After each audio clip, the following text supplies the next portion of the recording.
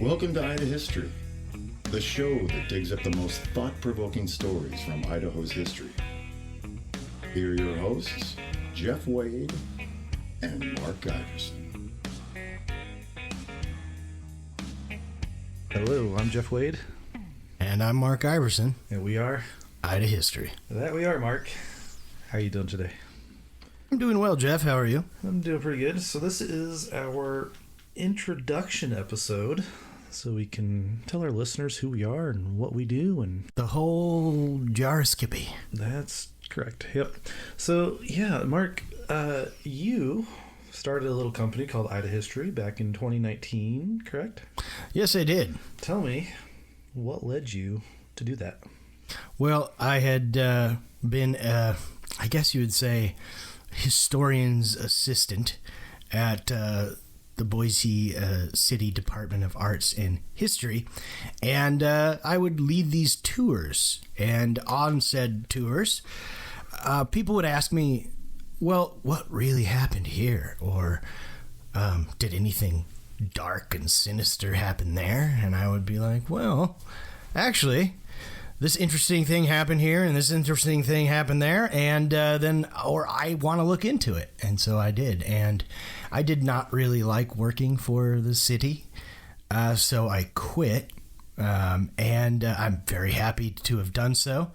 And I started a business based upon the suggestion of my friend Travis. And we started it, but then Travis had other businesses to tend to, and so I went on my own, and I was leading this tour, The Macabre History of Boise in its early form, and I met a wonderful young up-and-comer named Jeff Wade, and he knew a bunch of weird, obscure shit, just like I did, and so we joined forces and have started to conquer the world. That is fairly correct, Mark. So before you worked for the city, you went to school, right? Yep, I matriculated at Boise State University as a student of the history department, sir. So you got your master's degree? Yes, I was a master debater. Mm-hmm. In the form. God, that's a bad joke. Yes, but I was a master debater within the history department, and I studied genocide that occurred in Bosnia. Some say human rights, crimes against humanity, or genocide. And so basically it's the endless argument that occurs. And so I jumped full on in. But here's the thing. It was really depressing. And but some needed history, and so I studied that for a while and tried to get my PhD, but it was just basically just too much, so I chose the business. And you chose that path of study because you encountered some of the aftermath of one of these events, right? Well, in Bulgaria, as a member of the Peace Corps from 2007 to 2009-10. Where I met my lovely wife, Michaela Iverson, the wind beneath my wings. Basically, I was in a place where Roma, derogatory term gypsy, but the Roma children were basically imprisoned in this juvenile detention center. And so they were, very much mistreated violently by the Bulgarian staff, some sort of ethnic Russians or Turks, but they all beat on these poor kids, and it was based on, these quasi-racial, quasi-ethnic definitions of these people as inferior and problematic. And so, I really had these questions. Well, what's the next level of descent into this type of violence and belief systems? And so then I started studying Bosnia under the tutelage of a Professor Nick Miller, a great guy. And so, I jumped in it. I wrote a thesis about some violence against women in war-torn countries like Bosnia, it was a hell of an experience. Traveled to Sarajevo, lived in Sarajevo, and traveled around Bosnia. Worked with Bosnian refugees and Bosnian internally displaced peoples, and it was. So I really honed my craft for writing and making a kind of analytical argument there. But yeah, I don't think academics was for me, and so I got into public history, and I love it. I'm addicted to it, and I like meeting people. Yeah, like I said, that's how you met me. So yeah, you must be doing something right. Jeff was lucky, I think. So yeah, that's how we met. That's kind of what led you here. And Jeff, tell me a little bit about yourself. Well, I'm about 5'11" and 3/4. 8-pack, folks. He has an 8-pack, not just a 6-pack. He has a freaking 8-pack. That's how I take it to the next level. Yeah. When other people do 6, Jeff does 8. Sometimes 10. Yeah. So this is actually my second podcast. I started with the show called Cascadia, History of the Pacific Northwest. I did that with my friend Ben, and we did that for a year, actually 51 weekly episodes. Didn't quite make it to 52. Still kind of a thorn in my side to this day. So yeah, we did that for almost a year. We covered topics from all over the Pacific Northwest, British Columbia, all over.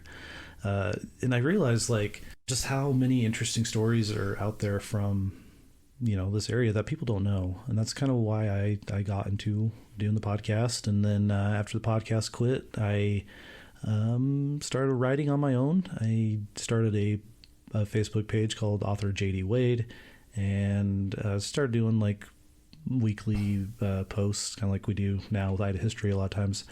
And then I wrote a book. My first book is called Brave as a Lion, Jeff Standifer and the Knights of the Golden Circle, which we'll talk about Jeff Standifer quite a bit, I'm sure, on this episode or on the show, because he ties into a lot of early Idaho history. And so I was doing my own thing, and then Mark just kind of fell into my life. But we've both had sort of, I would say, intense pasts, mine more in the academic field. Sure. And in life experience. I think you got to have a little life experience, difference between knowledge and wisdom, I would say sometimes.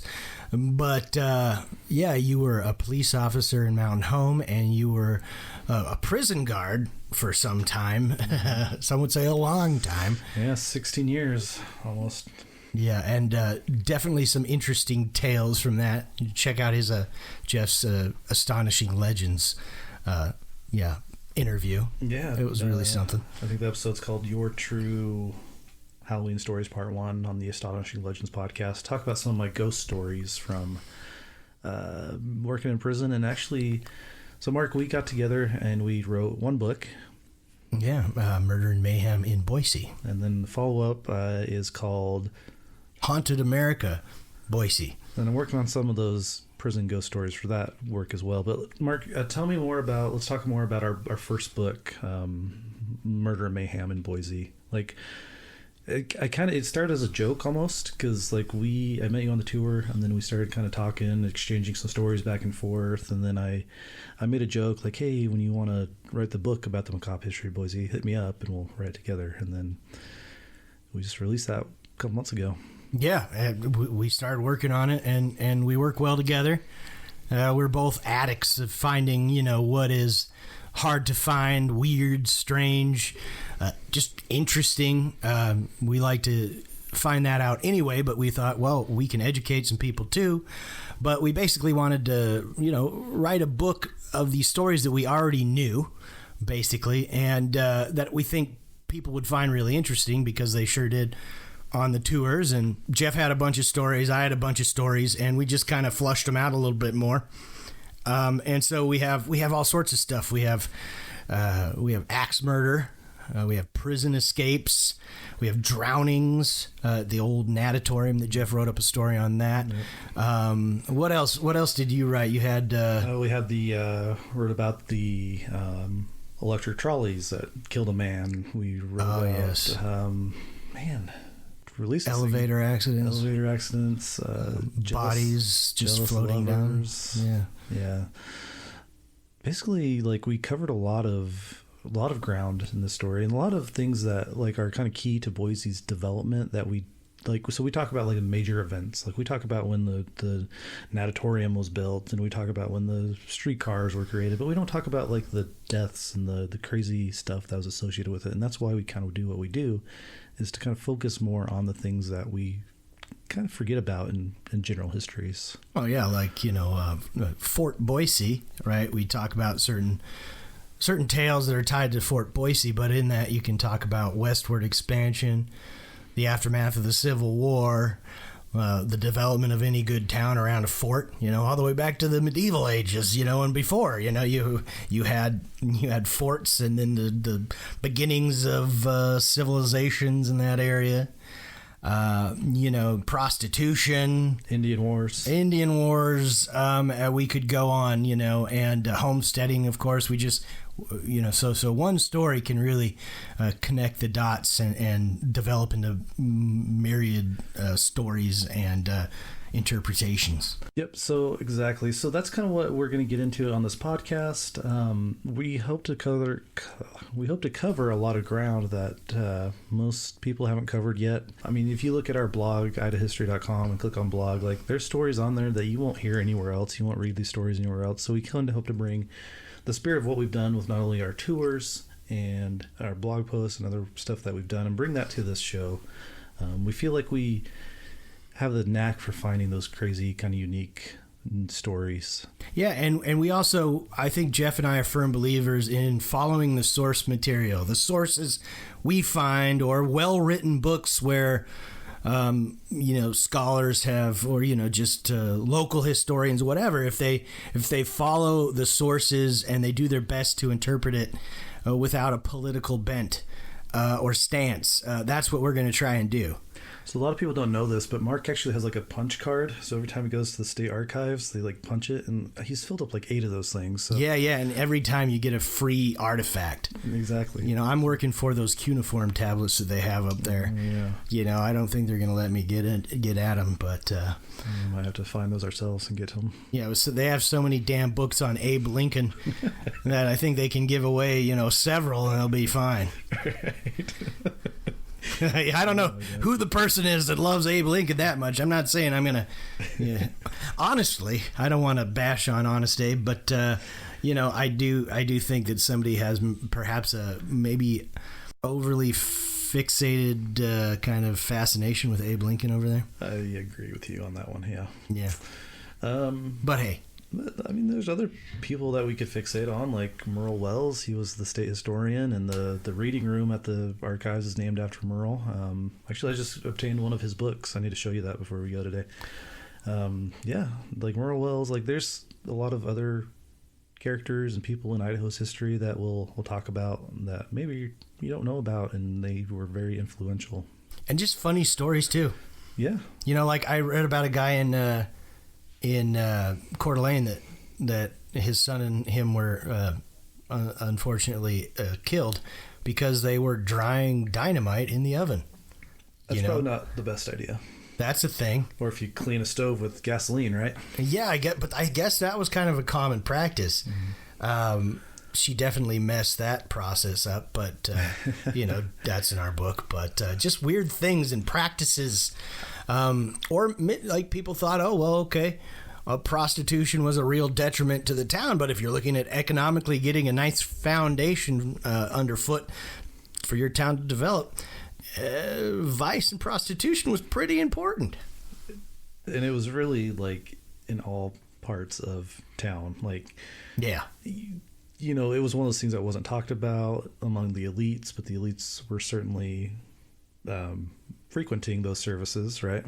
But if you clean it up a little bit, put some fancy curtains on a house, all of a sudden it's an acceptable, necessary evil because, married couples in the upper classes can't be expected to have intercourse together. And certainly it's one of those talking points that politicians do, like, to get votes, right? Like, I'm going to clean up this town, and then they're found at the brothel themselves, right? Oh, yeah, that actually happened. A great primary source that I found at my favorite place, one of my favorite places, the archives, was a beat cop's journal between 1914 and 1917. And there was a place called the Starling Hotel /motel /Holiday Inn, brothel, where you paid, kind of by the hour, by the day or night. And he saw councilman, city councilman, and the captain of the police department in Boise enter and stay until 5 p.m. or so, and he had to write them up on for a noise violation of the noise ordinance. And so you just get all sorts of weird little bits of proof of kind of like the corruption, but it's kind of funny in the sense that, there's the face that you put forward and then there's the face. I don't think politicians do that anymore. Jeff, what do you think? I don't think so. Like, I'm pretty sure all of our politicians are fairly trustworthy. I trust every damn one of them, buddy. Right. Yeah. I mean, times have changed, right? Yeah. God, thank God that doesn't happen anymore. Anyway, so that's who we are. That's what we hope to bring to this show. I think we're definitely the right guys to do this kind of thing, Mark. What do you think? I know it. Oh, good. All right. Anyway, do you have anything else on our venture or new project we're set out on? Listen to us or I'll be very sad. Yes. He actually cries when he doesn't get enough likes and social media engagement. A majestic tear rolling down my face. It's true. So the other thing is we want to hear from our audience about what they want to hear from us. If you have any episode suggestions, if you have any complaints, talk to Mark. Mark's our complaint department. I'll tell you to shut the fuck up. Just kidding. Just kidding. Okay. So if you're just finding us, please give us a like on Facebook, facebook.com/IdaHistory. Follow us on Instagram. We share some great photos and stories on those two. Instagram at IdaHistory. Don't we have a TikTok thing? I locked us out of that account, so I got to figure out how to get back to that. Somebody said they wanted to promote us on TikTok, but I haven't really looked back into that. Yeah, we need to do that. My pride won't let me, but I think that's a necessary step. Mark, we might be too old for TikTok. I'm just going to say that right now. Yeah, when I think of TikTok, I don't know, like it makes me cringe a little bit. Our website is idahistory.com. You can go check out our blog posts on there, check out our tours, and if you want to send us an email with one of those episode suggestions, whatever, if you just want to say hi, that is info@idahistory.com. Reach out to us. We'd love to talk to our fans. Oh, and check out our PBS episode. Oh yeah, we're on PBS. We're on the intro, at least. Yeah, I think that really gave us the confidence that we needed to start this project. Yeah, come on, Hollywood. So once you do state public television, it's all the way up to the big leagues. So that was Idaho experience. I think the episode was called Monsters, Myths, and Legends of Idaho. Or Idaho's Monsters, Myths, and Legends. I think it's Idaho experience. Monsters, Myths, and Legends. Yeah. Something like that. Mm-hmm. Just Google it. Anyway, we were on television, and I want you to know, so we sound credible. Television, you've been on several podcasts. Yeah, I've been on the Boise Bubble. You and I were on, gave Natalie and Shane Plummer of the Boise Bubble podcast and Hello Meridian. We gave them a tour, and I had no idea about Instagram or who they were. And so we just did our normal thing, which was good because, we were just kind of our natural feisty selves, telling inappropriate jokes and all that fun stuff. First Amendment rights, all that. And it worked out well. And so,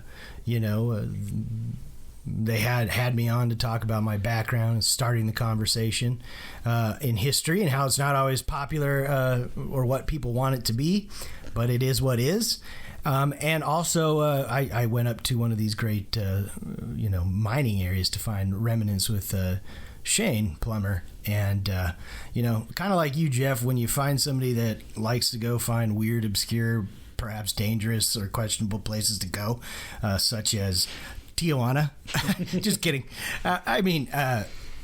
Everybody likes a good donkey show. But talking about mules, a lot of these packers packed into some of these obscure areas like Thunder Mountain, and we wanted to go see these places. I like how you connected that around. That was very good. We like to keep it academic here. That's what we do. Do we need to give a content warning, Mark, you think? Because we're going to be talking about some... Don't worry about it. Gory stuff. Okay, gotcha. Kidding, yeah. Probably kids. I don't know. No, maybe not. We'll try to keep it family-friendly, but, once in a while we'll talk about a person falling off a building or something getting named. Is that why you gave me the shock collar, Jeff, and you have the little trigger? Yep. Yeah. Oh, God. Yep. Sorry, buddy. Yeah, I'm glad it works. Okay. Anyway. So, yeah. And then make sure you hit subscribe and listen to more episodes. I don't know what else to say, Mark. What do you got? Thank you very much. Goodbye. If you want to get a hold of us, send an email to info@idahistory.com. Follow us on Facebook and Instagram at Ida History.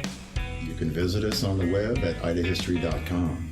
Ida History would like to thank our listeners, sponsors, and contributors. If you want to know how you can become a contributor, go to idahistory.com/podcast. Please consider giving us a rating and review on your podcast app. I'm Tom Hart, and this is Devil's County.